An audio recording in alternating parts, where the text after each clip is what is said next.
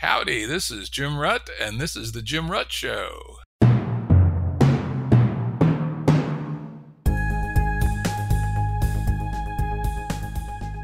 This is a Currents episode. Currents are shorter and less heavily produced than our full-length episodes and generally focus on a single topic.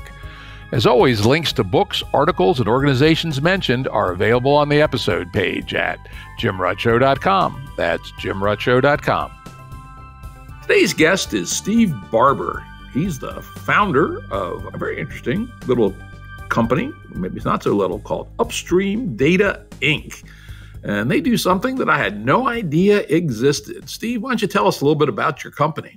Sure, Jim. Thanks for having me, first of all. Yeah, my company name is Upstream Data Inc. We're based in, actually our fab shop is based in Lloydminster, Saskatchewan, just on the south side of the border there. But I'm presently located in Calgary. I started Upstream back in 2017. Prior to Upstream, I've been working in oil and gas as a facilities engineer and a production engineer since 2011. So that was since I graduated. So basically my entire career has been in oil field. And started Upstream effectively. I won't give you all the full background before it. It's not too relevant. I was just working at oil companies and then service companies designing downhole tools and stuff.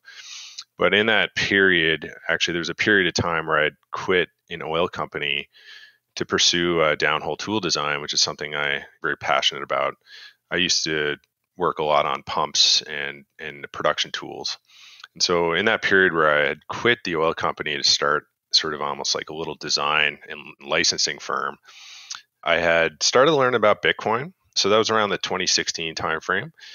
And really before that, I'd heard of Bitcoin, but never really, as they say, jumped down the rabbit hole, because all I really heard was what they say on the news, and they didn't really make it too exciting back in those days. So, but when I had this downtime, like just starting this new business, I started learning about Bitcoin mining. And of course, when you learn a bit about mining, you see that it's very energy intensive. And because mining is, it's an energy consumer of electricity, and it doesn't really matter where it's happening. So it struck me as a great potential technology to help oil and gas producers deal with their stranded energy problems. So that's like, flare gas, vented gas, and even just sitting gas wells and bottleneck pipelines, all those things. So I started the company just a few months later, January 1st, 2017, because really I was looking around and nobody was using Bitcoin mining as like a solution to this waste energy. So I couldn't find anyone doing it. So I thought, well, someone's got to try it. So that's when I started the company in 2017 and got our first prototype out there. And effectively, started a business around selling effectively just Bitcoin mines. I call them Bitcoin mining data centers to the oil and gas industry. And so these things are what typically put right at the wellhead, or where are they located? Yeah, exactly. So the cool thing about Bitcoin, as I sort of alluded to, is that it's an energy consumer and it can be located anywhere. It doesn't really need to be located, say, on the grid or off a pipeline. So we deploy these natural gas engines, so gensets. So we feed the engine with the surplus fuel or the stranded fuel, because we don't actually just exclusively mine Bitcoin on vent gas or flare gas, which is certainly our biggest market, but we actually help even stranded gas owners, like guys with mature gas wells. Like we have clients in Pennsylvania, in New York State, with these very old, mature, depleted gas plays that are no longer feasible to feed the grid just from the lifting costs, like the operating costs and the compression costs to get it to market. And so we offer this solution, which is basically an engine. We mostly specialize in small motors, like small engines, not the really big stuff, like not the big Waukesha style brands, more the small automotive style engines, small Cummins engines. So we basically plumb the engine into the source of usually it's waste gas. So usually it's like vented methane or flared methane or flared natural gas. And we generate electricity right there on site. And with the electricity, we feed a building, which I just refer to as a data center, but it's a Bitcoin mine. So it just feeds the building, which is just computers connected to the internet. And of course, just mining Bitcoin. That's what they do. hmm And so give me again sort of the sense of the range of scales, right? How many, what are the kilowatt outputs of these generators? What's the range? Well, the range isn't really limited because you can, whether you're deploying multiple engines or you're deploying just bigger engines, you can go anywhere from our smallest product is a 50 kilowatt genset. So that's specifically the motor, and most people listening would be somewhat familiar with this motor. It's a V8 Chevy 5.7 liter. Some call it a Vortec engine, like it's a truck engine. It's an automotive engine. So it's an engine that's quite commonly used in oil field just to run well sites, especially in Canada. It's also used all over the US in small scale industrial applications. So it's a very commoditized engine.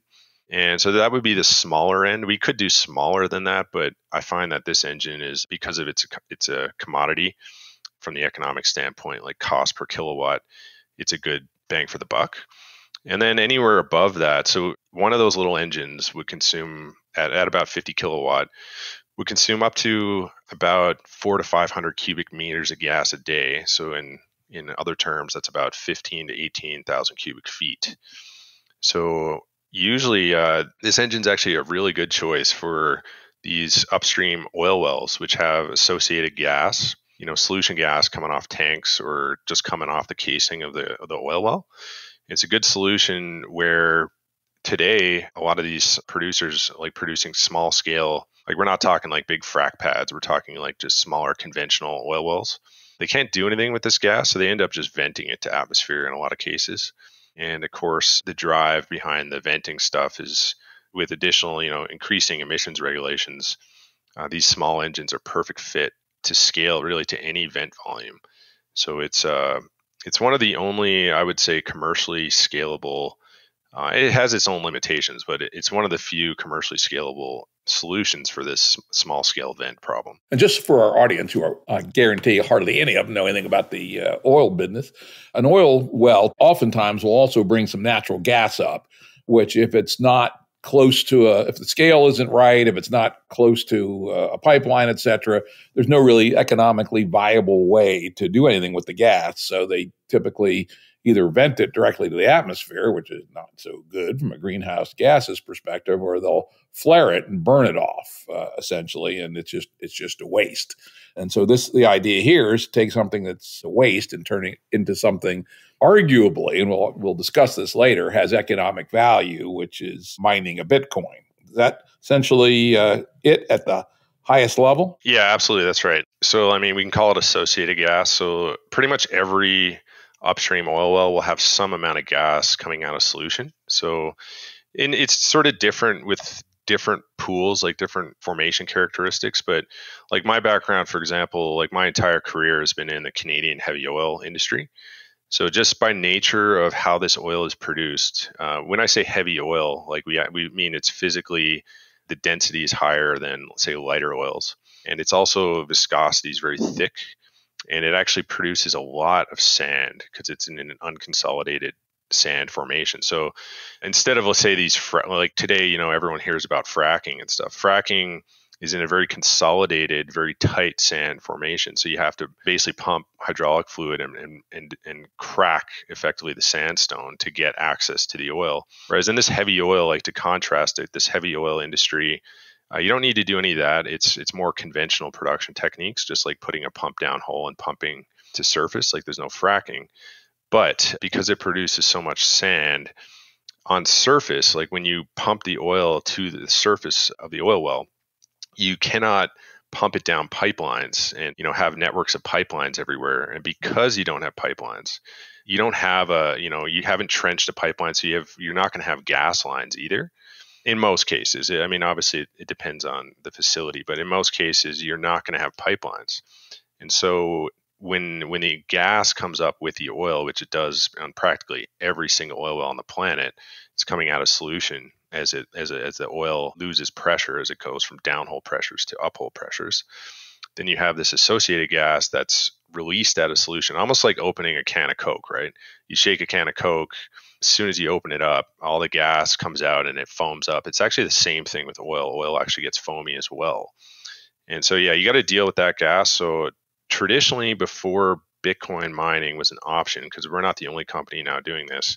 Before Bitcoin mining was an option, the producer would use as much gas as they could on site to fuel their equipment. So it could be fueling motors, fueling burner systems like in tanks or in treaters and that kind of thing. And then they would try to sell the rest of the gas. So they'd try to, if there's enough gas and it was reliable for enough time, they might sell it to the local county. So there's plenty of places that, like in Canada, like Medicine Hat is a city built on gas infrastructure.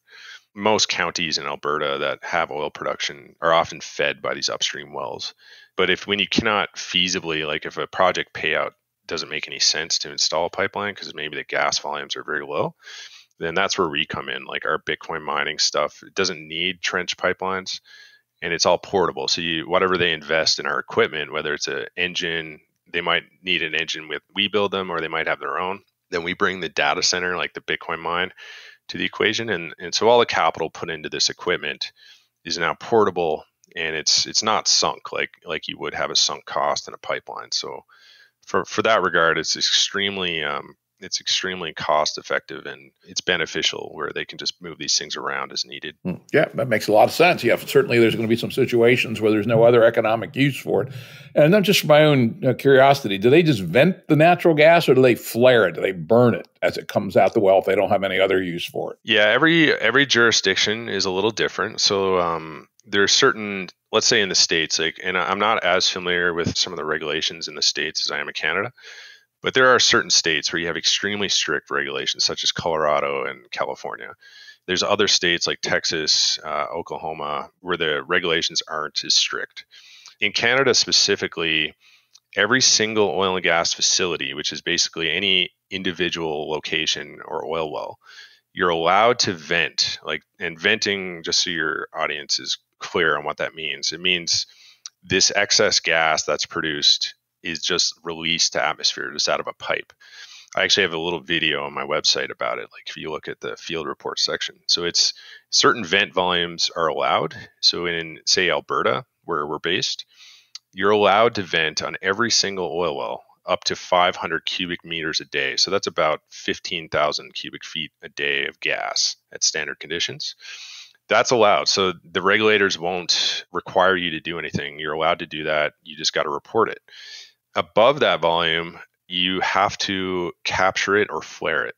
And they'll only permit you to flare in cases where you show you have no justification to install a pipeline, meaning it's not economically viable, so that the payouts, they have a formula actually, and it comes down to net present value. But if you can't show that it's economic to install a pipeline or some alternative conservation method, such as what we offer, then you're allowed to flare it. Those rules will vary at different jurisdictions. Like each state might have their own, and each province has their own in Canada, but that's sort of the gist of it there. And then from a greenhouse gas perspective, you sort of have, pick your poison. Methane doesn't last as long, natural gas being methane mostly, doesn't last as long in the atmosphere, but is many times, 70 or 80 times as effective as a greenhouse capture gas. While if you flare it, you convert the methane to CO2, which has less short-term impact, but lasts for hundreds to thousands of years in the atmosphere. Is that approximately correct? I'm certainly not an expert on how they measure the equivalency, but I know that for strict methane, so CH4 molecules, and again, natural gas consists of not just methane. There can be nitrogens, there can be CO2, and there can be heavier hydrocarbons like pentanes, hexanes, etc. And so each one will have a different, call it global warming potential. So that's the measure they use, basically. So there's effectively an environmental agency. I don't know who is the governing body that sort of dictates this, but they've agreed that methane, for example, when you look at you mentioned time scale. So on the 100-year time scale, which is the industry standard scale, methane is approximately 25 times worse on a global warming potential than CO2. So basically what that means is if you're venting methane versus combusting methane into its constituent products, which is water, CO2, and then different nitrogen compounds, NOx emissions. At least when you compare the mass of methane versus the mass of CO2, its combustion products, methane is considered 25 times worse. So when it does come to When an oil and gas producer that's operating under these regulations for emissions, if you're venting methane or venting natural gas, you're going to be penalized significantly more per volume from venting than you will be if you're combusting, such as in a flare or a combustor or an engine. Okay, got it. So you're basically converting the methane to CO2 plus little nitrous oxides, et cetera. And so equivalently, presumably your gensets, your generators, they can convert the methane and the hydrocarbons to carbon dioxide. So from an environmental perspective, in the raw sense, they are the equivalent of flaring it. Is that about correct? Yeah, pretty much. In the oil industry right now, like certainly what's being marketed to producers is, okay, you're either going to flare it. There's another product that's equivalent to a flare, which is called a combustor or an incinerator, they call it. The combustion process is more contained, whereas the problem with flaring, right, is you have all this gas coming from whatever upstream pressure it's at, blowing out the top of a pipe, like out of the flare stack. And flaring is sort of, it's well established, although I've never been able to find like good reliable numbers that are cited, throughout industry. But it's known that your actual combustion efficiency, like how much of that raw gas is truly getting combusted at the flare stack, it varies based on many factors, including just ambient temperature as well as like how windy it is that day. So you can imagine that on a very windy day, the combustion process at the top of a flare stack isn't as complete as it is on, say, a very calm day. And there are also different elevations affected, humidity conditions, all kinds of things can affect it. So that for that reason, one reason why I know locally in Canada, a lot of these combustion companies, these guys selling combustors, so this is a competitive product to flares, they market their products as being a more complete combustion. So you have less fugitive emissions from non-combusted hydrocarbons. So when you compare it, it's always a little different. So combustors are considered better, more environmentally friendly than flares, and engines are in the same spectrum as combustors because engines have a much better complete combustion profile than flares. Although I'm not exactly sure, to be honest, how it compares on NOx emissions. Engines obviously emit NOx, so do flares. NOx is effectively a function of how rich you're burning and how hot the combustion process is happening. So I know in the engine space, like people, designing engines for low NOx, they're really looking for a lean burn, which is high oxygen, high air ratio burn, while also minimizing temperatures. So there's a bit of nuance there, but absolutely, like if just for like high level, not looking at the nuance, an engine and a flare are pretty equivalent. Okay. Yeah, that's good. Yeah, I do understand sort of the scale of these things too. Now that I think about it, you're doing these 50,000 watt packages. Think about it. That's actually the size of the generator I have at my farm, 45,000 watts. It's a Ford Marine V6 actually, and hooked up to burn propane. So very similar kind of rig. So that kind of resonates, with me with what we're talking about here. A pretty big, pretty powerful engine and, produces quite a lot of power. Yeah, I mean, and like I said, the engines we specialize in building ourselves because it's more of a commodity. When you get into the bigger engines, you have to really have a lot of manpower behind it, like supporting it. So it's something we're growing into, but because we're a relatively small company, I mean, I only have 18 employees right now. We're still focusing on the smaller engines, but power generation is a core part of our business. So we are growing into the bigger stuff. But yeah, like for the audience, I mean, these engines that we build, yeah, they're basically just automotive engines. They're what you see driving around in old Chevy trucks, basically. Now moving downstream, you got some kind of generator. Lots of different people that make generators. Doesn't really matter. I'm sure you guys have opinions on which ones you like, but for our purposes, it doesn't matter. And then the electricity runs into a Bitcoin mine. Now, I will say I used to follow carefully what the state of the art was, and I kind of watched the evolution from CPUs to GPUs to the early days of ASICs, et cetera. What's your version of the state of the art in Bitcoin mining that you include in your operations? So when I started, we were already at the ASICs. We've already reached the ASICs side of the technology ramp. So yeah, like Jim was saying, like it started with when Bitcoin started. Bitcoin is just software, of course. So when mining really took off and became competitive, people went from the very early people who were just mining on like laptop computers. They started optimizing. They learned how to write some code to optimized like graphics cards, which can really just boost the hash rate. And hash rate just means calculations per second. And then it went from like graphics cards to guys started building specific, I think it went to FPGAs after that, field programmable gate arrays. That's what they are. I don't really know a lot about that. But then by the time I started my business, they were already into what I call the industrial era of Bitcoin mining, where it had already gotten so competitive and so profitable that people who are in the semiconductor and chip design industry started designing chips, right upstream, right at the fab, specifically designed for Bitcoin mining. And so with that, you have these specifically designed chips, these specifically designed circuit boards, what we call hash boards.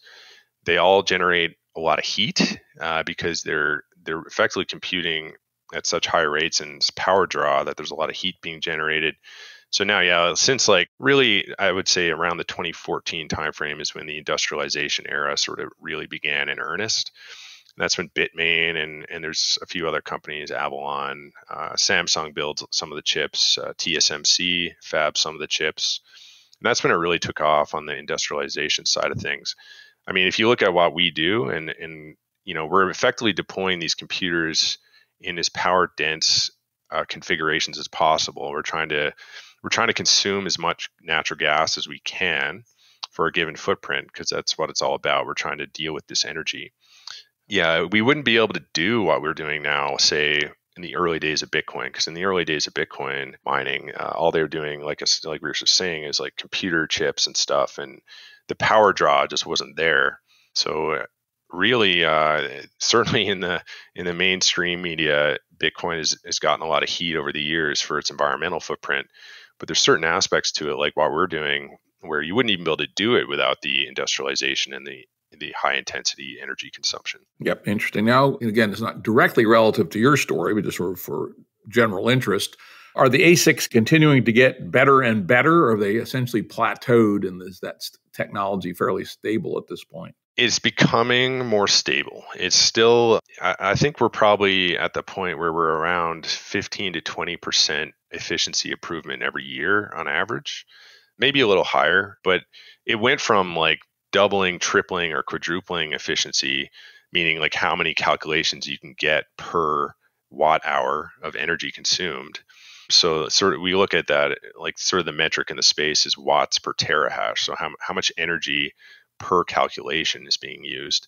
So it's becoming more and more efficient really every year and every new model. So like Bitmain has gone from like the S1s, which is one of the first models, they're all the way up to the S19s right now. The S19s were, I'd say, I don't know off the top of my head, maybe 20 to 30% more efficient than the previous model, which was an S17. And it's only maybe a year and a half later to market. So, but we are definitely, when you look at the efficiency profile, which some people have published of these chips, they're slowly plateauing, sort of in the same way any technology eventually plateaus. Like you look at the history of engines. Early engines were pretty bad, and then in the first few decades, there's pretty big step change improvements in engine efficiency. But now you look at the engine industry; it's had over 100 years of commoditization. While there are actually lots of cool things happening in the engine industry, it's not major step change efficiency improvements. So that's where we're going with the chips, but we're probably still a ways out. Yeah, I mean, it's not, the dimensions keep getting smaller on the chips. They get smarter in how they stack the transistors, in 3 dimensions now to some degree, et cetera. So there's always room for incremental improvement. Now, that gets me to an interesting economic question. In the compute component, let's not count the generator. It can include the whole capital cost versus the energy. If you had to buy the energy, so let's ignore the fact that you're getting essentially free energy. But if you had to buy the energy in the mining of one coin, let's say, what's the ratio between the cost of the energy and the capital cost of the infrastructure? Yeah, so let's ignore the generator, or you're buying gas and running through your generator. It doesn't really matter. So the ratio between the energy cost and the capital cost of the equipment. That's definitely a good question. Like over time, the cost has been shifting from high capex. So early, when you look at capex per unit energy consumed, the CapEx used to be extremely high while the OpEx was extremely low. I mean, contrast, say, CPUs versus modern ASICs. Like the watt consumption of a CPU is relatively low, whereas modern, what we call ASICs, like application-specific integrated circuits, which are these specifically built beasts of machines, right, to compute Bitcoin, they're already at like a little over 3.5 kilowatt per device. And so when you look at the cost per kilowatt now, while a CPU back in the day, in a sense, is a lot cheaper than what we're seeing with these modern computers, when you divide it into like the ratio of capital to total energy consumption, it was much higher CapEx in early days than it is today. And so, and effectively, the costs of mining Bitcoin are continually shifting towards operating costs, especially as these computers have longer and longer lives. So we talked about this slowing down of how fast these computers are improving. Sort of, a lot of people are familiar with Moore's law, like the idea that efficiency of chips double every 2 years, or it's around that time frame. The chips for Bitcoin mining have sort of already reached the forefront of where we are with chips in industry in general. And so all the data is showing that when you invest in Bitcoin mining, most of your life cycle cost now of your mine is moving into operating costs, which means energy costs, mostly energy costs. Yeah, I just did a back of the envelope calculation. I don't know if this was right or not, but let's say electricity, 10 cents a kilowatt hour, plus or minus, right? 700 hours in a month, that would be $210 a month of energy to run 3 kilowatts. Yeah, 30 cents an hour to run 3 kilowatts, 700 hours, $210 a month. What's one of those 3 kilowatt ASIC chip packages cost? Their price actually varies with how much revenue they make. But right now, because Bitcoin has been on a bit of a bull run, it just corrected, of course, the other day. Like it's dropped maybe 40%. But price of Bitcoin is somewhere around like $38,000 US today. So what we're actually seeing, and I know this as a supplier of these computers, we're always buying and selling them for our customers. The prices are going to be coming down again on these things, but just for easy numbers, like the newest gen hardware, like an Antminer S19, which does about that 3.5 kilowatt, it's approximately $10,000 US today. Okay, so it's still going to take a long time. It's going to take 50 months to burn as much energy as the cost of the board, if I did my calculations right. So it's the CapEx is still dominant in the economics. Yeah, it sort of actually depends now because you're right. Like if you're getting new gen computers, you're going to be a lot higher CapEx. But let's say my customers, right? My customers who are oil companies, they're not as actually interested in mining Bitcoin as they are in dealing with their gas in a way that has a better economic payout than their alternatives, which means, a pipeline or even a flare or combustor. So for them, we have very, very few customers who are using these new gen top of the line computers. And the reason, I personally don't advocate for my customers to buy this new gen stuff, this like the newest age, newest efficiency stuff, because of the cost. And the cost, it's not just, just capital you got to output, but we're putting these things in the middle of nowhere. They're all locked up and they got security systems on them. But, we have stuff that's, before your show, we were talking about how remote where you live half the year is. And a lot of these wells are the same deal. Like it's the closest house or the closest operator, at least the person that might be able to check the well, is an hour's drive. So yeah, like our customers use the older gen. So for example, mostly what we're using is Antminer S9s. They're a lot cheaper, like about a 15th is pricey as that new gen stuff per kilowatt. So we can deploy and consume their gas or conserve their gas for much lower CapEx than using this new gen stuff. Cool. So let me, for our audience, try to describe how I see it, and you can correct me or I'm inevitably going to be a bit wrong. So there's oil wells, and all oil wells have gas in solution in the oil. In a number of cases, it's not economic to do anything with the gas, like put it into a pipeline and use it in a city or or even put it into tanks, compress it, and ship it away for various reasons of scale and location. And so the alternative would be either to just vent it, put methane into the atmosphere, or to flare it, which is to burn it and turn it into CO2, or use a combustor, which is kind of the equivalent of flaring it. And so that was the status quo ante. Now, along comes you guys, and what you tell these oil companies is you can take that gas, which there's no economic way to send it anywhere, and you can run it through a motor, which turns a generator, which makes electricity, which runs these special ASIC boards designed for mining Bitcoin. And at some known, stochastic, but known rate, you can turn your waste natural gas into Bitcoins. Is that a fairly decent picture of what's going on here? Yeah, it's a beautiful summary. Absolutely. Yep. Okay, good. Now, of course, then comes the next question. We know that Bitcoins, you just flip a whole bunch of coins. So you're basically generating random numbers till you find one that's magical and it turns into a Bitcoin, right? What's the ROI on these kinds of structures that you're delivering to people? Oh, yeah, that's a great question. That's like the big question, right? Like that's the question. Right? Absolutely. So one, I'll just contrast what we do with what normal Bitcoin miners, say normal meaning like not these off-grid miners, do. Like China has historically been a dominant player in the Bitcoin mining space. They've been mostly grid-based, right? And actually, Washington State has been a big into Bitcoin mining for many years now because they too, like China, have a lot of surplus cheap hydroelectricity. There's actually plenty of places in the U.S. that have been great spots for Bitcoin miners to go to, but these are mostly grid-based miners. And so when you mine, say on the grid, your major capex is going to be your computers, and then you got to retrofit a building or you got to build a building to distribute the power from the grid to your computers. But that usually is relatively low cost. The downside of being on the grid is that you're going to have higher energy costs than you will if you're off grid. Say when you're upstream of the grid. So our customers who are off grid are upstream of the grid. We're like my customers, the oil companies, are in many cases the companies producing the gas for the utility who provides the grid power.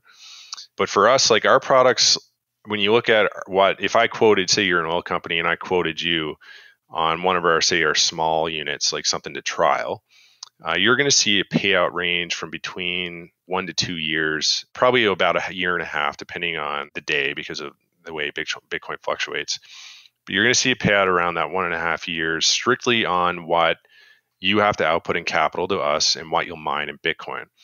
However, so when you look at that payout, it actually is worse than what a typical grid miner is doing, because a grid miner, he's only having to really just buy computers, and the computers are usually paying themselves off in around 300 days to a year, generally, depending on, of course, power costs. But if you have reasonable power costs, then you're going to be in that range.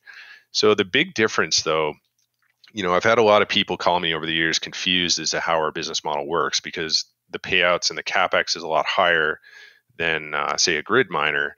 But the thing people always forget is we're not actually competing with the grid miners, because the reason that oil companies are buying our products isn't actually strictly for the Bitcoin payout. It's because of all the alternative benefits they're getting. So commonly in Canada, like I'll say Canada specifically, but commonly in Canada, our clients, our oil companies that we work with, they're in a situation where if they don't do something with the gas, they have to shut in their oil well.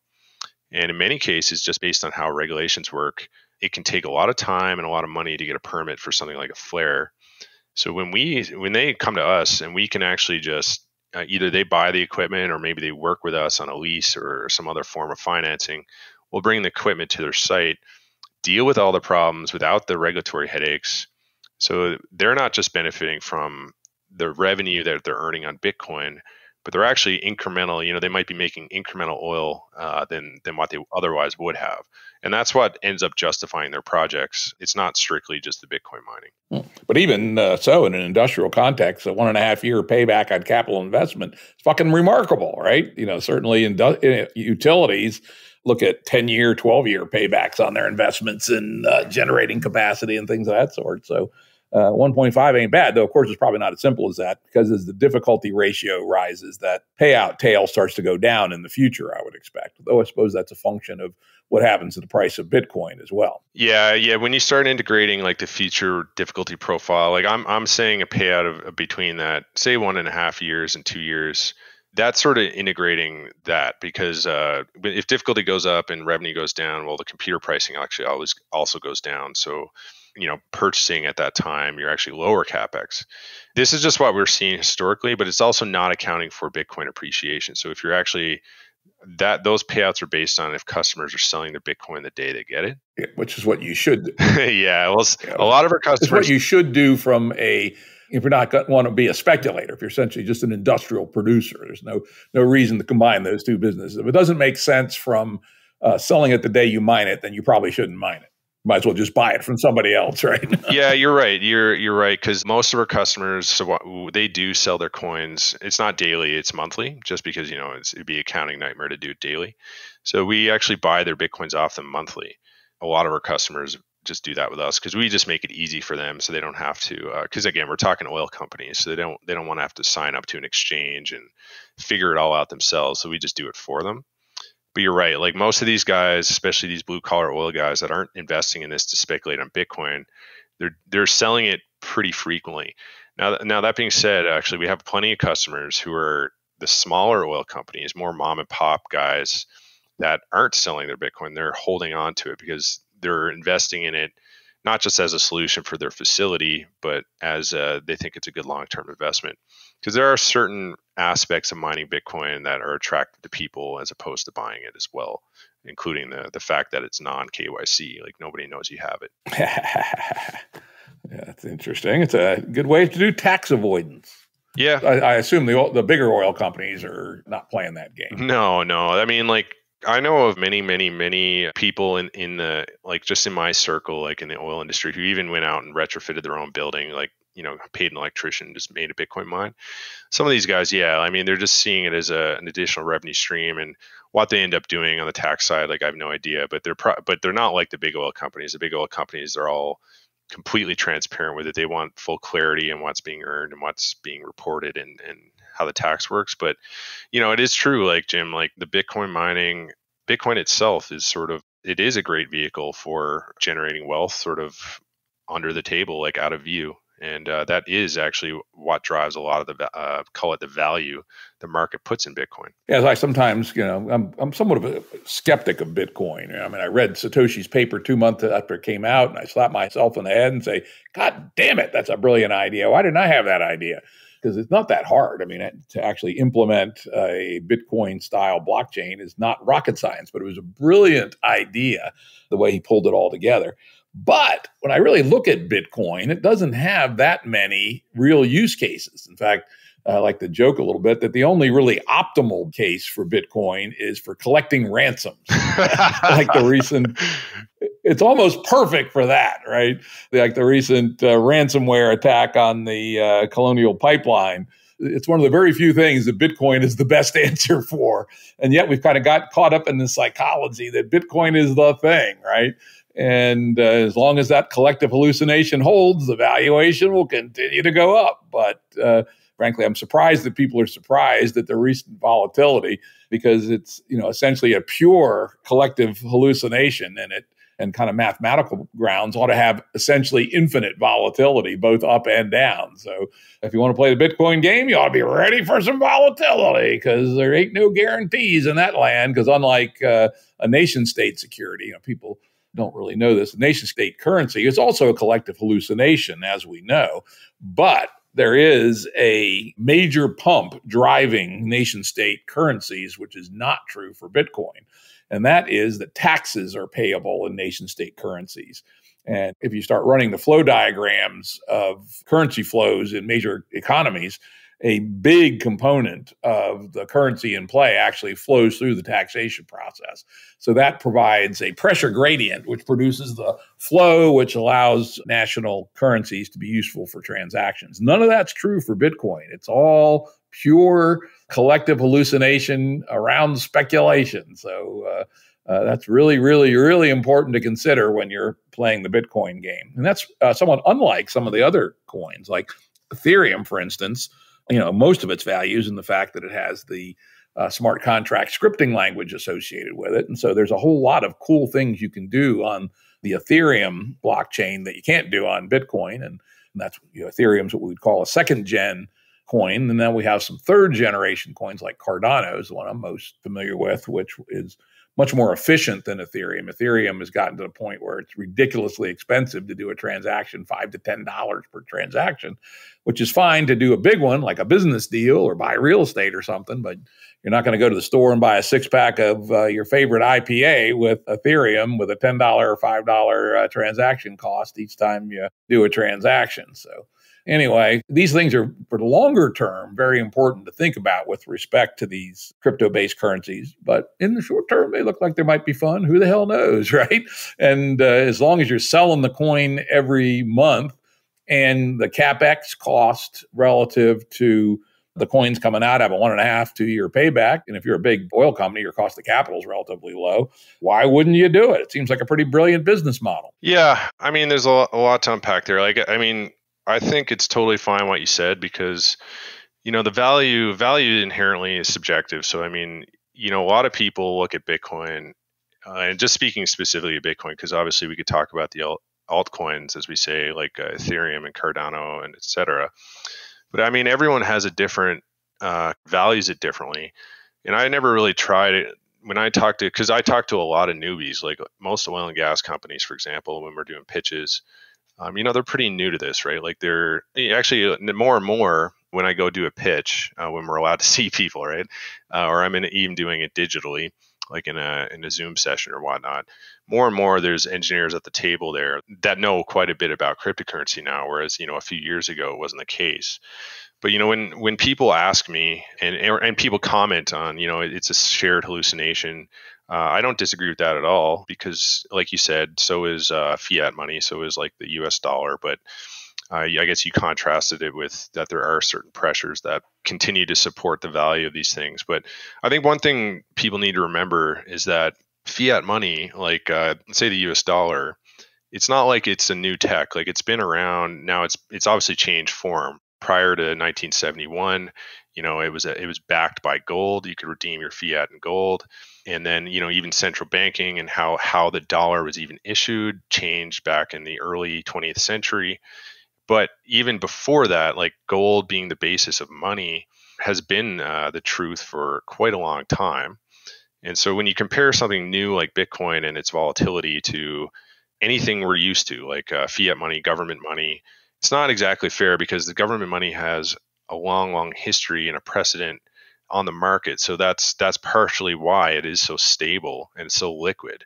People have the precedent for it because one thing, every Bitcoiner like myself, I'm a pretty hardcore Bitcoiner. We still use this money, this old money, whereas most people don't use Bitcoin. Like if there's only a small percentage of people even using this new tech. So it's very much different. So I usually just say, subjectively, like Jim, you might not, it doesn't sound like you're a huge fan of Bitcoin in terms of maybe you're a fan, but like you talked about Ethereum and Cardano being like newer gens and stuff and maybe more useful.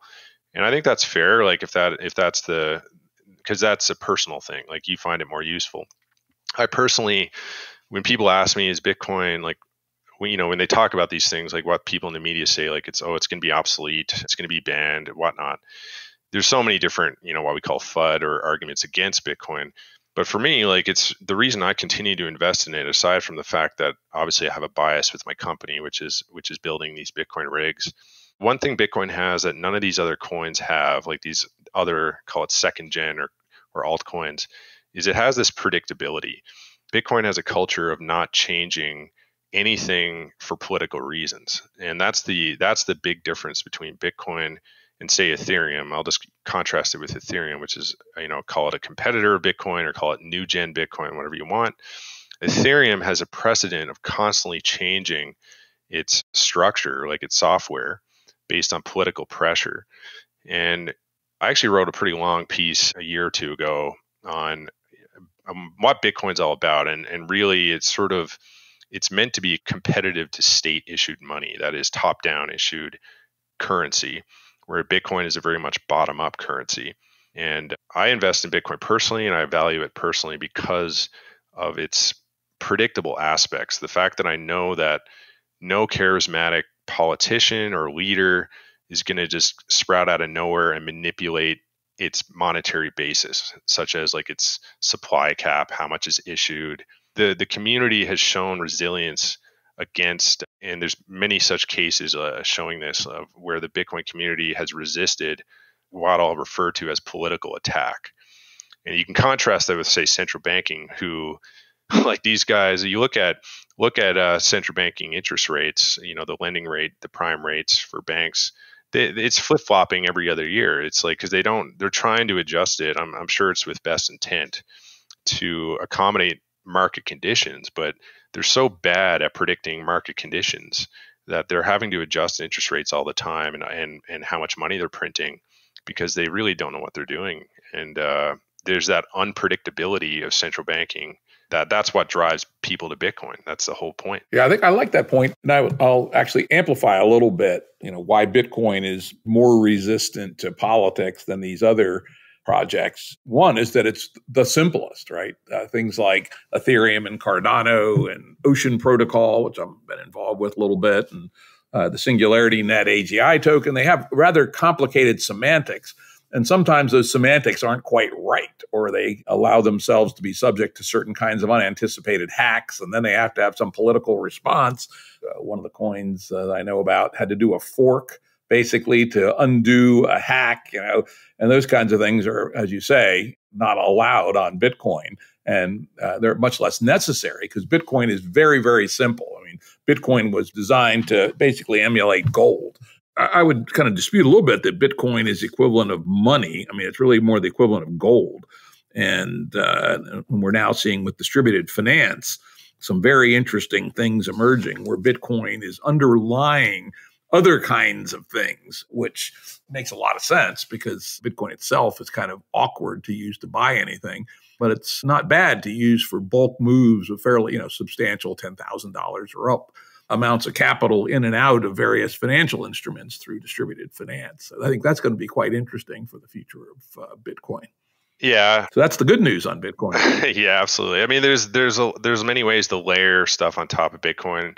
Like right now, I mean, the two biggest things that sometimes are overlooked, like, well, people obviously, if you've been paying attention, you've heard of these, call it decentralized layers, like Lightning Network, but they're relatively low adoption, and they have, in my opinion, there would be reasons why they will stay relatively low adoption for quite some time.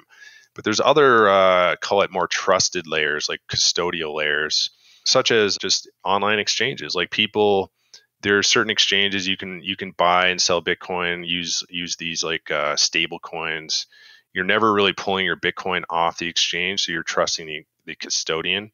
So these custodial models will allow people to use Bitcoin without ever having to take possession of it. Now that in and of itself is not necessarily a good thing, but it is a way to sort of have a payments layer or even a smart contract layer on top of Bitcoin, because there's other protocols like semi-trusted protocols like Liquid Network. But even mining, like you look at mining right now, most people, myself included, like my business and all my customers, we don't mine Bitcoin directly, using full nodes, which is the normal, like the base way of mining. We're trusting a pool.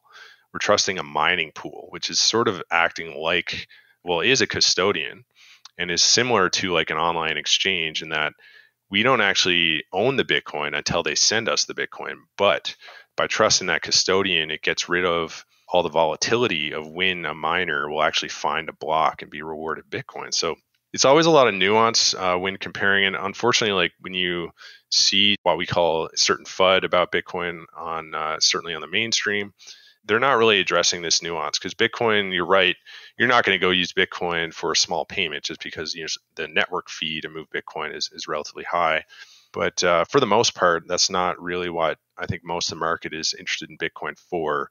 It's not these small transactions. It's more these bigger transactions and actually just having a more predictable monetary asset, like something that cannot be inflated away, which is right now, I think, one of the biggest concerns going on in today's society. We're seeing that inflation is on the rise predictably, right, as based on all the money they're printing. And that's what drives a lot of people to Bitcoin is you can't do that with Bitcoin. Yeah, though I would, and again, this is another one of my somewhat religious points, is that like gold, Bitcoin is kind of sterile. Though I will confess that the development of distributed finance has made Bitcoin somewhat less sterile, and that can be used as a stake versus loans, and that loan can be used for productive purposes. But like putting your money in Bitcoin in a pure sense is very much like putting your money in your mattress. It is not lent out to businesses for productive purposes. And so it's very understandable, particularly in the face of coming inflation, that you would stick your money in Bitcoin. I try to remind people that's not the only alternative. Most people who have money don't keep it in cash.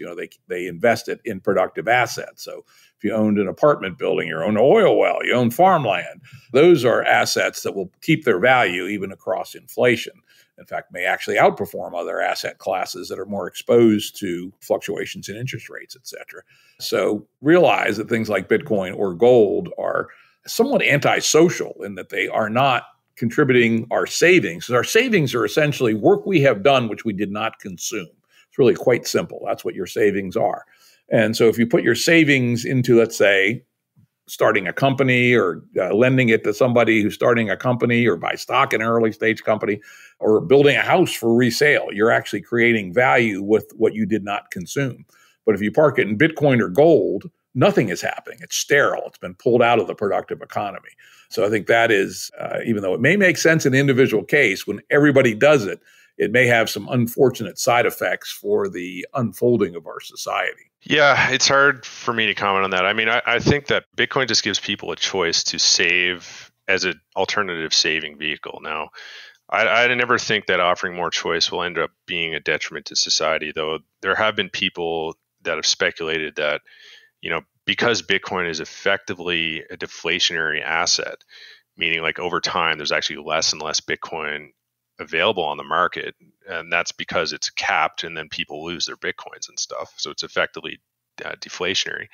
I actually think this is actually a great thing for society, because I mean, when you look at, I'm always contrasting Bitcoin and people like me online, we're sort of like Bitcoin salesmen, but I'm always contrasting Bitcoin with legacy systems. People are naturally pretty good at saving money, like saving, like putting money in your piggy bank. Like even children can do that, right? Even toddlers can be taught, okay, save your pennies, put them in this piggy bank, good things will happen later. You're going to open up your piggy bank and get something you need, get some candies, like whatever the case. So it's a very natural, like human concept to save, like to hoard. And contrast that with our current system, which punishes savers. Like if you're without, say, gold or Bitcoin or any of these, call it sound money assets, anyone holding fiat money like US dollars under their mattress, well, all the data is showing you that your purchasing power is just inflating away. It's being diluted. Yeah, you should never do that. That was my point. Yeah, absolutely never do that. Yeah, putting your money in the mattress is something you should never, frankly, leaving your money in a checking account, something you should ever do.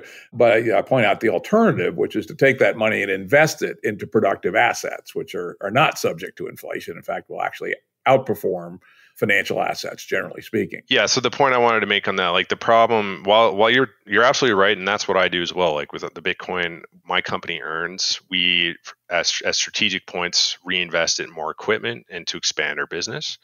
But I just wanted to say that when you think of the current economy, where the only way to get ahead on this fiat economy is to put out, most of your cash, not save it in the bank account, but put it into stocks, put it into buying shares in companies, putting it into real estate, like whatever. This is all a much higher degree of complexity than just simply saving the money is. So I think that's why Bitcoin is so powerful, is because, for whatever reasons, it historically has appreciated in value so much that everyone who has chosen to save it in Bitcoin over any extended period of time has actually, in many cases, probably most cases, has outperformed investing it on the market. Now, I don't think that'll always be the case. Like I think as Bitcoin continues to grow and be adopted, eventually market rates of return for investments will be very competitive with Bitcoin. But I think it's got a long way to go I think Bitcoin's going to be a pretty good investment for quite some time. Cool. Let's wrap up with the last thing. In fact, I kind of invited Steve to come on the show based on a little minor argument we had on Twitter about whether what he was doing was environmentally good or bad or neutral. And now that I've learned a little bit more, I'll retract the fact that I thought it was bad, because the alternative is not so good either, right? Which is, worst case, venting, and the next best, flaring or combusting. So from that perspective, it's probably not particularly environmentally bad versus the alternative. Though I suppose you would have to look at what are the embedded greenhouse gas costs in building the gensets and the ASICs. And that would be the potentially incremental bad environmental aspects, but that's relatively modest on the scale of things. So I'll retract my complaint about it being an environmentally bad idea, even if I do think that in general, Bitcoin is not worth the environmental cost. In this particular case, because the gas would be vented anyway, either vented or flared, I think the environmental impact is actually not too bad. So I'll retract my complaint about that from Twitter. This obviously the environmental footprint of Bitcoin and of anything really is a hot topic these days. I'm personally while my business focuses on, because the producer has a liability associated with venting or flaring, because there's a regulatory requirement that they're not allowed to do it. So they're losing oil production or something because of it. So because we help them there, but we actually I have no problem from a moral or ethical perspective helping even producers that are say selling gas somewhere else, or maybe stranded gas wells. We have several clients that have sitting gas wells that aren't doing anything, so they're not currently producing, not currently say emitting carbon, but we are helping them get set up to mine Bitcoin. Fundamentally, I look at it as carbon is certainly one part of the equation, but benefiting society by allowing them to produce more economic value, whether or not you agree that Bitcoin, and not you necessarily, but whether or not the listener agrees that Bitcoin mining is useful or not, or Bitcoin is useful or not. The fact is it's useful to people that are paying for it for whatever reason, whether they're using it as a hedge against inflation, maybe they're just using it to evade taxes. I don't really know, but for whatever reason people are using it, they're finding value in it. And so I don't see any problem with helping people mine Bitcoin in any circumstance. I think we've sort of, as a society, have somewhat lost the narrative on what it is we should be investing in. I mean, look at coal. The coal industry has been demonized for many years. And in North America, especially in the States and Canada, coal-fired electricity has been, due to regulations, has been forced to ramp down. Meanwhile, over in China, they're ramping up coal enormously. And guess where most solar panels and wind turbines are manufactured? It's in China, and it's off this cheap coal that they're producing. I think people need to remember that, I say this to people when I'm arguing with them about this renewable stuff. If you walk around your house and look at all of your possessions, almost every single thing you own is built directly from fossil fuels or indirectly from fossil fuels. And to just demonize the whole thing, like natural gas production is bad because it has emissions, or coal is bad because it has emissions, I think there's a lot more nuance to it than that. And a lot of people are just, for better or for worse, I think for worse, disregarding that and disregarding the economic utility that is providing humanity. So I find the funny thing about Bitcoin is because it's so transparent, you can look on your own Bitcoin node exactly what the hash rate is, and you can imply from the hash rate what the energy consumption is. Yeah, people get caught up on Bitcoin's energy usage. But what's not transparent is, okay, so Bitcoin, for example, is competing directly against the central banking system. And what's not transparent is how much emissions, if you want to use emissions, which I'm not a fan of, I don't consider it that legitimate of a metric for resource consumption. But if you look at even just central banking and not including many of the other banking and financial layers built on top of it, what's the emissions of central banking? It's very obscure. And I think you could try to put some constraints and assumptions on it, and you would see that it's actually quite a bit worse than Bitcoin mining is, and Bitcoin and cryptocurrency is as a new form of settlement layer. So I don't know. There's a lot to unpack on the environmental side of things, but I would like to see people talk and think more about the economic value it's providing to humanity. Well, I think we're going to wrap it up there. I think, Steve, this has been really an interesting and fascinating exploration of an interesting economic niche I had no idea existed. And I think you've done a wonderful job of explaining what you do and why it makes sense, at least within the context of monetary economics. And this has really been fascinating. Thanks for coming on. Yeah, Jim, thanks a lot for having me. I mean, it's been a quite enjoyable conversation. So any time or offline, if anyone needs to reach me or just wants more information, I mean, half my life is educating the public on this stuff. So you can reach me on Twitter at sgbarbour or through my website, upstreamdata.ca. And as usual, those will be available on our episode page at jimruttshow.com. Production services and audio editing by Jared Janes Consulting. Music by Tom Muller at modernspacemusic.com.